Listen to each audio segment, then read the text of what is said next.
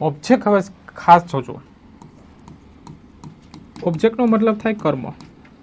કર્મના બે પ્રકાર હોય, એક સજીવ અને એક નિર્જીવ. કઈ રીતે કર્મ મળે? તો તમારે પ્રશ્ન પૂછવાનો કોને અને શુંથી. ડન. આ પ્રશ્ન કોને પૂછવાનો? તો કે આ પ્રશ્ન પૂછવાનો ક્રિયાને, અને ક્રિયા હંમેશા ગુજરાતીમાં હોય છેલ્લે. ક્યાં હોય? છેલ્લે. એક ઉદાહરણ આપું. હું દરરોજ તમને પ્રશ્ન પૂછું છું. તો મારે ક્રિયાને પ્રશ્ન પૂછવાનો છે, ક્રિયા હોય છેલ્લે, તો અહીંયા ક્રિયા છે છેલ્લે. આ હવે હું ક્રિયાને કોને અને શુંથી પ્રશ્ન પૂછું? હું દરરોજ કોને પૂછું છું? તમને. હું દરરોજ તમને શું પૂછું છું? પ્રશ્ન. તો આ બંને ત્યાં કર્મ. જો તમને કર્મ ગોતતા આવડે તો તમને પેસિવ વોઇસ આવડે.